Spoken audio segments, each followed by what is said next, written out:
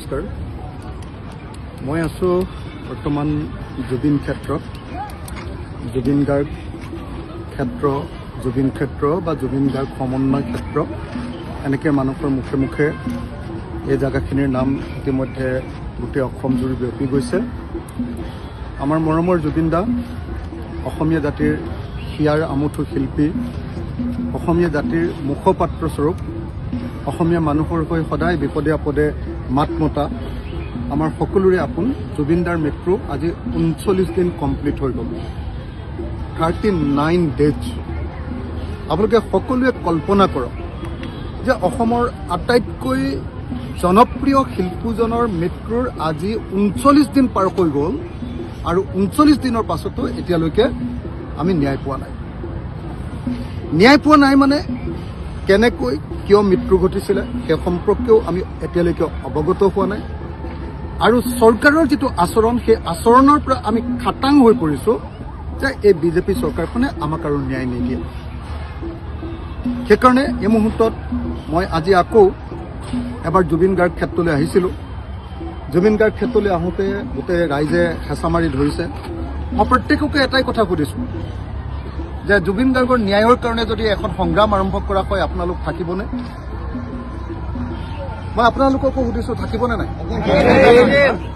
সকলো মানুহে কৈছে যে নাই আমি জুবিন গাৰ্গৰ ন্যায়ৰ কাৰণে এখন সংগ্ৰাম আৰম্ভ কৰিব লাগে। জুবিন গাৰ্গৰ পৰিয়াল আছে, জুবিন গাৰ্গৰ অনুৰাগীসকল আছে, জুবিন গাৰ্গৰ সহশিল্পীসকল আছে, অসমৰ জাতীয় জনগোষ্ঠীয় সংগঠনসমূহ আছে। আমি ভাবি আছিলোঁ যে ৰাজনৈতিক দলবিলাকে অলপ লাহে লাহে মাত মাতিব লাগে। এতিয়া দেখা গৈছে যে আন কোনেও এতিয়া যিহেতু মাত মতা নাই, গতিকে উপায় নাই আমাৰ ৰাজনৈতিক দলৰ পৰিচয় আঁতৰাই থ'ব লাগিব।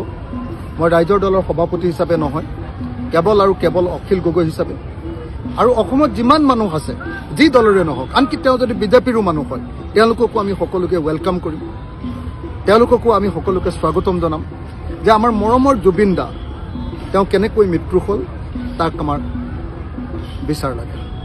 আমি জানিব লাগে অসমৰ মানুহে যে কেনেকৈ কি ক্ষেত্ৰত তেওঁ মৃত্যু হৈ পালে। অসমৰ মুখ্যমন্ত্ৰীয়ে কেইদিনমানৰ আগত ক'লে যে জুবিন গাৰ্গক হত্যা কৰিছে। এতিয়া আকৌ তেওঁলোকে প্ৰচাৰ কৰি আছে বিভিন্নজনৰ মুখেৰে নে জুবিন গাৰ্গে আত্মহত্যা কৰিছে। তো এই গোটেইবিলাকৰ পৰা এটা বস্তুত আমি খাটাং হৈছোঁ, প্ৰচাৰ অপপ্ৰচাৰ, চৰকাৰখনৰ আক্ৰমণ প্ৰত্যাক্ৰমণ, এই আটাইবিলাকৰ পৰা এটা বস্তুত আমি খাটাং হৈছোঁ যে হিমন্ত বিশ্ব শৰ্মা চৰকাৰে আমাক ন্যায় নিদিয়ে।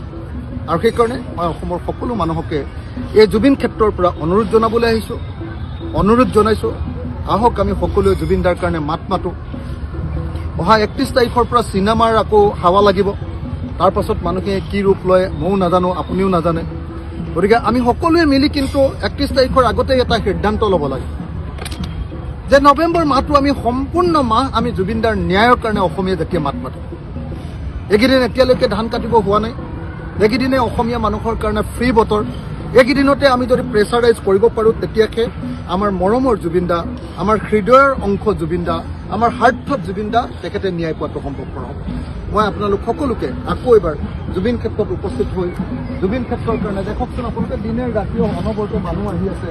প্ৰত্যেকজনৰ মনৰ ভাৱ কেৱল এটাই যে আমি ন্যায় পাব লাগিব, কিন্তু ন্যায় পোৱাৰ কোনো সম্ভাৱনা নাই। আজি এগৰাকী একেবাৰে বয়োজ্যেষ্ঠ মহিলাক পালোঁ, তেওঁ ক'লে যে হিমন্তই অকল এনেকৈ জেলেপীৰ পাকটোহে পকাই আছে। একদম সঁচা কথা, জেলেপীৰ পাক পকাইছে। সকলো মানুহে বুজি উঠিছে যে এই চৰকাৰে ন্যায় নিদিয়ে। গতিকে উপায় নাই, আমি সকলোৱে মাত মাতিবই লাগিব। মই সকলোকে আকৌ এবাৰ মাত মাতিবৰ কাৰণে আহ্বান জনাইছোঁ। ধন্যবাদ। জয় অসম, জয় জুবিন দা, জুবিন দা।